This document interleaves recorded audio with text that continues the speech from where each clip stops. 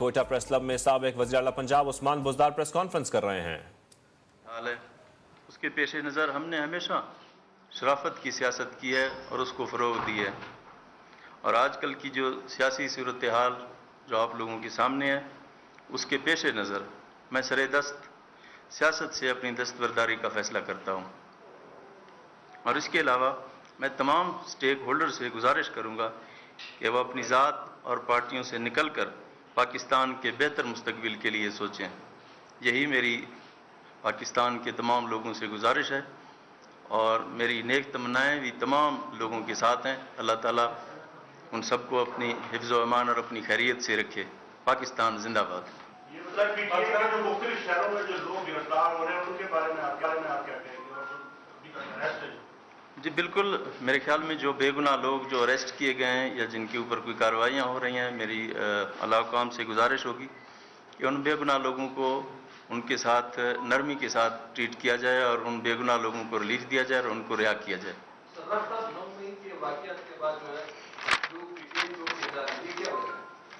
देखें जी, जहाँ तक मैं अपनी बात करूँ, जब से मैंने 3 साल 7 महीने सूबा पंजाब के आवाम की खिदमत की है और मेरा ज़मीर मुतमइन है कि मैंने नेक नीति के साथ अपने सूबा के आवाम की खिदमत की है और हमेशा शराफत की सियासत को मैंने फ़रोग दी है।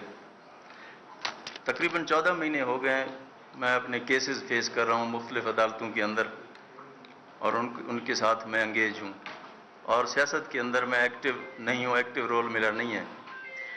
तो इसीलिए मैंने सोचा कि मैं बजाय इस सूरत हाल के अंदर अपने आप को कुछ अरसे के लिए मैं ब्रेक ले लूं और मुल्क की खुशहाली और इसकी तरक्की के लिए मैं हमेशा दुआगो हूं और दुआगो रहूंगा इंशाअल्लाह। Thank you very much.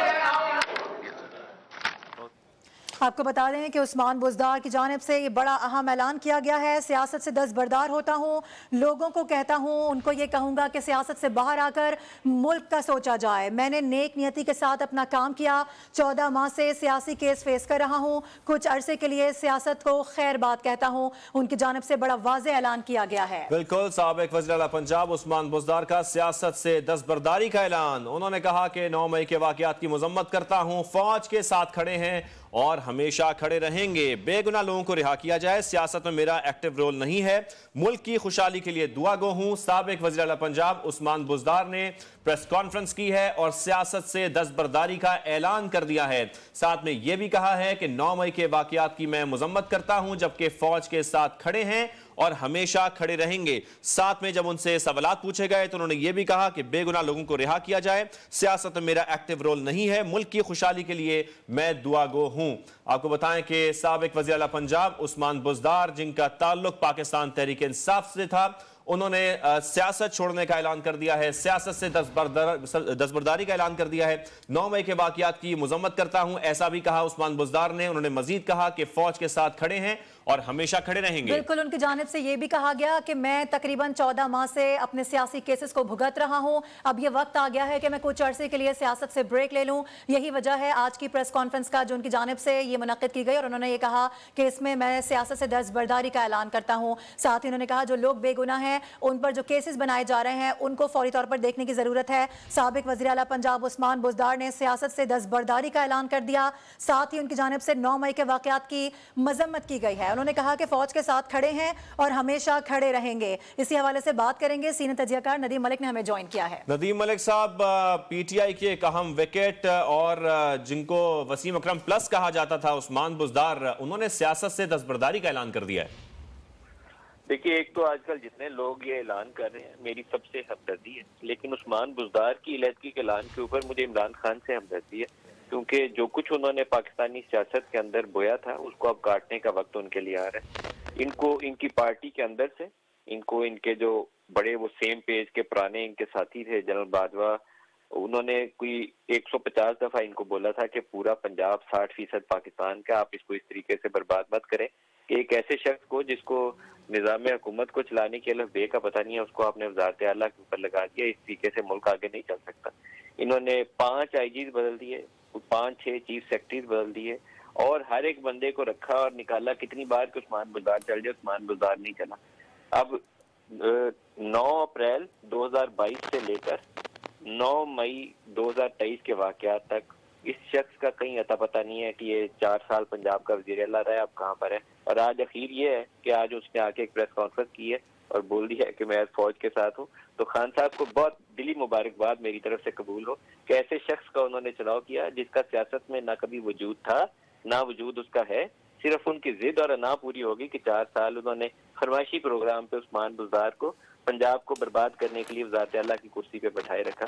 तो ऐसे तो फैसले के ऊपर इमरान खान डिजर्व करते हैं कि उनको ये लोग छोड़कर धक्का मारकर चले जाएं। ये डिजर्व करते थे मेरे ख्याल में उस्मान बुज़दार ने जो कुछ किया उनके साथ। सही, ठीक है। तलत हुसैन साहब भी हमारे साथ मौजूद हैं। तलत साहब, आप कितना सेकंड करते हैं नदीम मलिक साहब की बात को, जो वो कह रहे हैं कि फरमाइशी प्रोग्राम था, सियासत तो उनको कभी आती ही नहीं थी, तो सियासत से दस्तबरदारी तो उनके लिए कोई बड़ी बात नहीं है, उनको तो ये ऐलान पहले ही कर देना चाहिए था। जी बिल्कुल, नदीम साहब ने सही फरमाया, फरमाइशी प्रोग्राम था। और उसका एक और जाविया आपके सामने रखूं, ये नुमाइशी प्रोग्राम भी था। उस्मान बुज़दार साहब की नुमाइश ज़रूरी थी ये साबित करने के लिए कि इमरान खान ऐसे लोगों को सियासत में लाकर उनको मोतबर कर सकते हैं जिनका वजूद ही ना हो, जिस नदीम कह रहे थे। दूसरा, नुमाइश करने की ज़रूरत इस वजह से महसूस हुई कि इनका जो हम्बल बैकग्राउंड है और गरीब इलाके से ताल्लुक है, उसको इस्तेमाल किया जाए ये बताने के लिए कि गुड गवर्नेंस का पंजाब जैसे बड़े सूबे के अंदर आगाज हो गया है। लेकिन असल में नुमाइश के पीछे जो लोग छुपे हुए थे, उन्होंने धंधा बहुत किया है। जो बुशरा बेगम का ताल्लुक था उस्मान बुज़दार की तमाम एडमिनिस्ट्रेशन के साथ, वो गहरा तरीन ताल्लुक है। बुशरा बुनियादी तौर पर पंजाब के तमाम मामलात को कंट्रोल करती थी।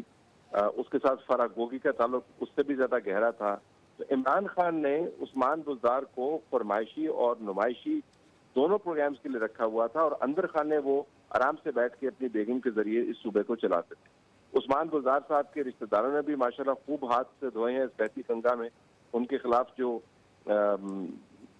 फाइल्स हैं उनकी तादाद बहुत ज्यादा है।